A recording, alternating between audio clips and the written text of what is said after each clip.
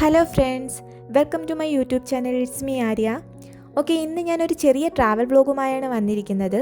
അതിനു മുന്നേ ഇസ്രായേലിനെ കുറിച്ചൊരു ചെറിയൊരു വിവരണം നൽകാം. ഇസ്രായേലിനെ 3 ഏരിയ ആയിട്ടാണ് ഡിവൈഡ് ചെയ്തിരിക്കുന്നത്: Tel Aviv, central and peripheral area. ഇതിൽ ഫസ്റ്റ് ഏരിയ ആണ് ടെൽ അവീവ്. ഈ ഏരിയയിലാണ് ഞാൻ വർക്ക് ചെയ്യുന്നത്. ഇന്ന് ഞാനിപ്പോൾ പോകുന്നത് സെൻട്രൽ ഏരിയയിലെ ഒരു ബിഗ് സിറ്റി ആയിട്ടുള്ള പെത്തത്തിക്കോ എന്ന് പറയുന്ന സ്ഥലത്താണ്. അപ്പോൾ അവിടെയാണ് ഞാനിന്ന് എക്സ്പ്ലോർ ചെയ്യാൻ പോകുന്നത്. അവിടെ മെയിനായിട്ട് പോകുന്നത് ഒരു പാർക്കിലും ഒരു മാളിലും കൂടിയാണ്. അപ്പോൾ എല്ലാം ഒന്ന് കണ്ട് എൻജോയ് ചെയ്തിട്ട് വരാം. ഞാനിപ്പോൾ വന്നിരിക്കുന്നത് മെട്രോയിലാണ്. സെൻട്രൽ ഏരിയ ആണ് എങ്കിലും എൻ്റെ സ്ഥലത്തിന് വളരെ അടുത്താണ് ഈ സിറ്റി സ്ഥിതി ചെയ്യുന്നത്. അവിടെ നിന്നും ഒരു 2 സ്റ്റോപ്പ് കഴിഞ്ഞാൽ നമുക്ക് വരേണ്ട സ്ഥലത്തെത്തും. ആ സ്ഥലത്തിൻ്റെ പേരാണ് ബെല്ലിൻസൺ. സ്റ്റേഷനിൽ നിന്നും ഇറങ്ങി നടക്കാനുള്ള ദൂരമേ ഉള്ളൂ പാർക്കിലോട്ട് വരാൻ. അപ്പോൾ നമ്മൾ പാർക്കിൽ എത്തിയിട്ടുണ്ട്. ഈ പാർക്കിൻ്റെ പേരാണ് ഇറ്റ്സാഹാക് ഉഹയോൻ പാർക്ക്. പെത്തത്തിക്കയിലെ ഒരു ബിഗ് പാർക്കാണിത്. ഇവിടെ കുട്ടികൾക്കും വലിയവർക്കുമായി എൻ്റർടൈൻ ചെയ്യാനും എൻജോയ് ചെയ്യാനുമായിട്ടുള്ള എല്ലാവിധ സംവിധാനങ്ങളും ഇൻക്ലൂഡ് ചെയ്തിട്ടുണ്ട്. വളരെ പീസ്ഫുൾ ആൻഡ് ഹാപ്പിയസ്റ്റ് ആയിട്ടുള്ള സറൗണ്ടിങ്സ് ആണ് നമുക്ക് കാണാൻ കഴിയുന്നത്. മൈൻഡിനെ ഒന്ന് റിഫ്രഷ് ആക്കാൻ ഇത്തരം പാർക്കുകൾ സഹായിക്കുന്നുണ്ട്. അതുകൊണ്ടാണെന്ന് തോന്നുന്നു ഇവിടെ എല്ലാ സ്ഥലത്തും പാർക്കുകൾ ബിൽഡ് ചെയ്തിട്ടുണ്ട്. എല്ലാമൊന്നും വലിയ വലിയ പാർക്കുകളല്ല എങ്കിലും ചെറിയ ചെറിയ പാർക്കുകൾ നമുക്ക് എല്ലാവിടെയും കാണാൻ കഴിയും. നമ്മുടെ നാട്ടിലൊക്കെ ബോയ്സ് കൂടുതലും ക്രിക്കറ്റും ഫുട്ബോളും ഒക്കെയാണ് കളിക്കുന്നത് ഞാൻ കൂടുതലും കണ്ടിട്ടുള്ളത്. എന്നാൽ ഇവിടെ ഞാൻ കണ്ടിട്ടുള്ളതിൽ വെച്ച് മനസ്സിലാക്കിയിടത്തോളം ഇവരുടെ മെയിൻ ഗെയിം വോളിബോളാണ്. അതിനു വേണ്ടിയിട്ടുള്ള ഗെയിം കോർട്ടുകൾ ഇത്തരം പാർക്കുകളിൽ സ്ഥാപിച്ചിട്ടുണ്ട്. നോക്കിയേ എന്തോരം തത്തകളാണെന്ന്. നമ്മുടെ നാട്ടിലാണെങ്കിൽ ഒരു തത്തയൊക്കെ അപൂർവമായിട്ട് കണ്ടാലായി, അഥവാ കണ്ടാലോ ഒരു 500 മീറ്ററിന് അപ്പുറത്തു നിന്നും ചെറിയൊരു അനക്കം തട്ടിയാൽ തന്നെ അത് അതിൻ്റെ പാട്ടിന് പറന്നു പോകും. എന്നാൽ ഞാൻ ഇത്രയും അടുത്ത് വന്ന് നിന്നിട്ട് പോലും അവരുടെ കാര്യം നോക്കി അവരുടെ ഭക്ഷണം കൊത്തിപ്പെറുക്കി നിൽക്കുവാണ്. എനിക്ക് തോന്നുന്നു ഓരോ സ്ഥലത്തെയും അവിടുത്തെ ആളുകളുടെ ജീവിത രീതികളും സ്വഭാവ രീതികളും എല്ലാം അവിടുത്തെ ജീവജാലങ്ങളിലും റിഫ്ലക്റ്റ് ചെയ്ത് കാണപ്പെടുന്നു എന്ന്. കാരണം ഇവിടെങ്ങും ആരും മറ്റുള്ളവരുടെ ലൈഫിൽ ഇൻ്റർഫിയർ ചെയ്യാൻ പോകുന്നില്ല. ഓരോരുത്തരും അവരവരുടെ കാര്യം നോക്കി ജീവിക്കുന്നു. അല്ലാത്തവരും കാണുമായിരിക്കും, എങ്കിലും ഭൂരിഭാഗം ആളുകളും അങ്ങനെ തന്നെയാണ്. അപ്പോൾ പറഞ്ഞു വന്നത്, നമ്മുടെ നാട്ടിലാണെങ്കിൽ തത്തകൾക്ക് എന്നാൽ ഏതൊരു പക്ഷികൾക്കും ഒരു പേടി കാണും. ഒന്നുകിൽ പിടിച്ച് കൂട്ടിലടയ്ക്കും, അല്ലെങ്കിൽ ഉപദ്രവിക്കും. എന്നാൽ ഇവിടെ ആളുകൾ അങ്ങനെ ചെയ്യുന്നില്ലായിരിക്കാം. അതുകൊണ്ടാകാം അവരും ഇത്ര ഫ്രീ ആയിട്ട് ഫിയർ ഇല്ലാതെ നടക്കുന്നത്. അപ്പോൾ നമുക്ക് പാർക്കിൻ്റെ കാര്യത്തിലോട്ട് വരാം. ഞാനിങ്ങനെ ചുറ്റിലും നടന്ന എല്ലാം ഒന്ന് കാണുവാണ്. നല്ല വീതിയിലാണ് റോഡ് പണിതിട്ടേക്കുന്നത്. ഓപ്പൺ ജിമ്മും ഉണ്ട്. ഇവിടെ ഞാനൊരു ആഫ്റ്റർനൂൺ ടൈമായപ്പോഴാണ് വന്നത്. നല്ല വെയിലുള്ള ടൈം ആയതുകൊണ്ട് തന്നെ വലിയ ആളുകളൊന്നുമില്ലായിരുന്നു. എല്ലാവരും ഈവനിങ് ടൈമിലാണ് വരുന്നത്. ഇതിൻ്റെ അകത്തൊരു ചെറിയ ഷോപ്പുണ്ട്. അവിടെ ഡ്രിങ്ക്സും കോഫിയും സ്നാക്സും ഐറ്റംസും എല്ലാം ഉണ്ട്. നമുക്ക് ഇരുന്ന് കഴിക്കാനുള്ള അറേഞ്ച്മെൻറ്റ്സും ചെയ്തിട്ടുണ്ട്.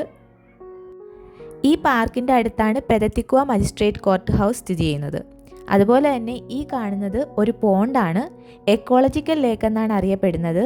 ലേക്ക് ഈ പാർക്കിൻ്റെ നോർത്ത് ഈസ്റ്റ് ഭാഗത്ത് 120 മീറ്ററിലാണ് സിറ്റുവേറ്റ് ചെയ്തിരിക്കുന്നത്. ആ പോണ്ടിൽ തന്നെ അതിൻ്റെ മുകളിലായി നടക്കുവാനായിട്ട് നടപ്പാതകൾ ചുറ്റിലും നിർമ്മിച്ചിട്ടുണ്ട്.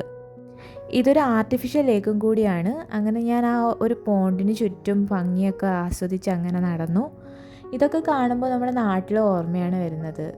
ആമ്പൽ, കുളം, താറാവ്. നൊസ്റ്റു അടിച്ചു അപ്പോൾ എനിക്ക്. ഞാൻ കഴിഞ്ഞ വീഡിയോയിൽ പറഞ്ഞ പോലെ ഇവിടെ ഇംഗ്ലീഷ് ബോർഡുകൾ കുറവാണ് കാണാറുള്ളത്. ഹിബ്രുവിലാണ് എല്ലാം ഇവിടെയും എഴുതിയിരിക്കുന്നത്. അതല്ല എങ്കിൽ അറബിക്കിൽ. അതുകൊണ്ട് തന്നെ എവിടെ എന്താണെന്നൊക്കെ അറിയണമെങ്കിൽ ഗൂഗിൾ ട്രാൻസ്ലേറ്റർ യൂസ് ചെയ്താലേ പറ്റൂ.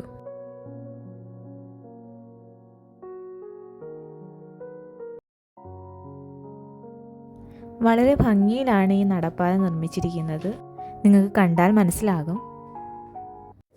നമുക്ക് എല്ലായിടത്തും ഇതുപോലുള്ള ഇലക്ട്രിക് റോളർ സ്കൂട്ടറുകൾ കാണാൻ കഴിയും. എനിക്കറിയാൻ കഴിഞ്ഞത് ഇതിനൊരു ആപ്ലിക്കേഷൻ ഉണ്ട്. അത് യൂസ് ചെയ്ത് നമുക്ക് ഈ സ്കൂട്ടർ യൂസ് ചെയ്യാവുന്നതാണ്. എനിക്ക് ഡീറ്റെയിൽഡായിട്ട് ഇതിൻ്റെ മെക്കാനിസം ഒന്നും അറിയില്ല, എങ്കിലും പറഞ്ഞതേ ഉള്ളൂ. കൂടുതൽ അറിയാവുന്നവർ കമൻറ്റിൽ പറയാവുന്നതാണ്. അങ്ങനെ ഞാൻ പാർക്കെല്ലാം ഒന്ന് നടന്ന് കണ്ടതിന് ശേഷം ഒരു റെസ്റ്റിംഗ് ഏരിയ കണ്ടു. അവിടെ വന്ന് കുറച്ച് നേരം ഇരുന്ന് വെള്ളമൊക്കെ കുടിച്ച് റിലാക്സ് ചെയ്തു. വളരെ മനോഹരമായിട്ടാണ് ഇരിപ്പിടങ്ങളും തണൽ തൂണുകളും അവിടെ സെറ്റ് ചെയ്തിരിക്കുന്നത്. കുറച്ച് ടൈം അവിടെ സ്പെൻഡ് ചെയ്തിട്ട് ഞാൻ പാർക്കിൽ നിന്നും ഇറങ്ങി നടന്നു. ഇവിടെ opening hours Sunday to Wednesday രാവിലെ 6 മണി തൊട്ട് മിഡ് നൈറ്റ് വരെയും, തേഴ്സ്ഡേ ടു സാറ്റർഡേ രാവിലെ 6 മണി തൊട്ട് മിഡ് നൈറ്റ് കഴിഞ്ഞ് വെളുപ്പിന് 2 മണി വരെ ഓപ്പൺ ആയിരിക്കും.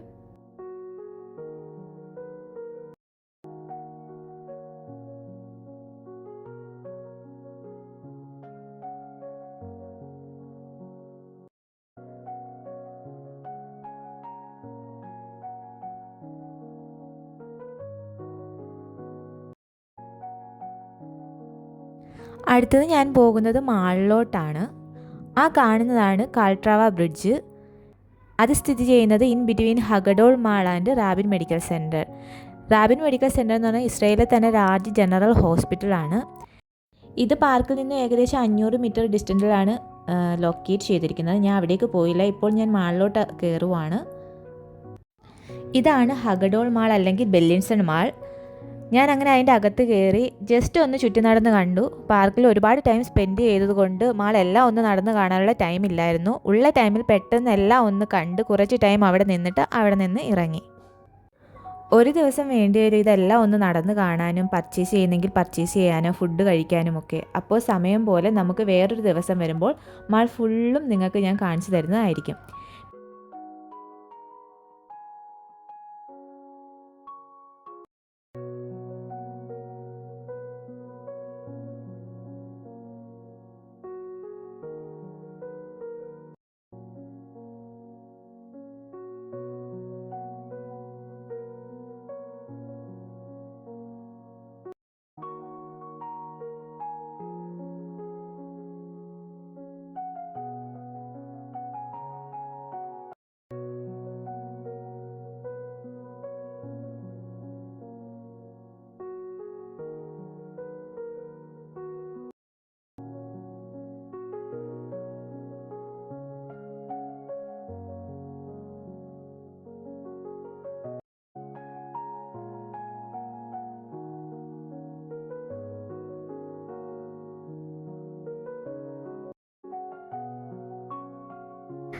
അങ്ങനെ ഞാൻ അവിടെ കുറച്ച് ഭാഗങ്ങൾ മാത്രം മാളിൻ്റെ കുറച്ച് ഭാഗങ്ങൾ മാത്രം ഒന്ന് കണ്ട് ഒന്ന് ജസ്റ്റ് ഒന്ന് അവിടെ സമയം ചിലവഴിച്ചതിന് ശേഷം ഞാൻ തിരിച്ചു പോകാൻ വേണ്ടി മെട്രോ സ്റ്റേഷനിലോട്ട് പോയി.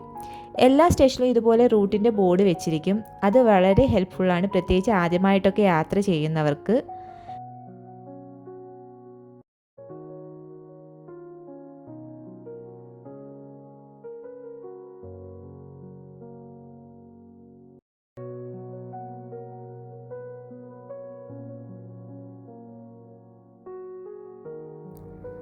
അഞ്ച് മിനിറ്റ് കൂടുമ്പോൾ ട്രെയിൻ വന്നുകൊണ്ടിരിക്കും. അവിടെ ട്രെയിൻ കാർഡ് പതിപ്പിച്ചിട്ട് വേണം ട്രെയിനിൽ കയറാൻ. സ്റ്റേഷനിൽ അതിനുള്ള സ്ക്രീൻ വെച്ചിട്ടുണ്ട്. അങ്ങനെ എനിക്ക് പോകാനുള്ള ട്രെയിൻ വന്നു. അതിൽ കയറി എൻ്റെ സ്ഥലമായിട്ടുള്ള അഹർനോവിച്ചിൽ ഞാൻ തിരികെ വന്നു. അപ്പോൾ ഇതാണ് എൻ്റെ ഇന്നത്തെ ട്രാവൽ വ്ലോഗ്.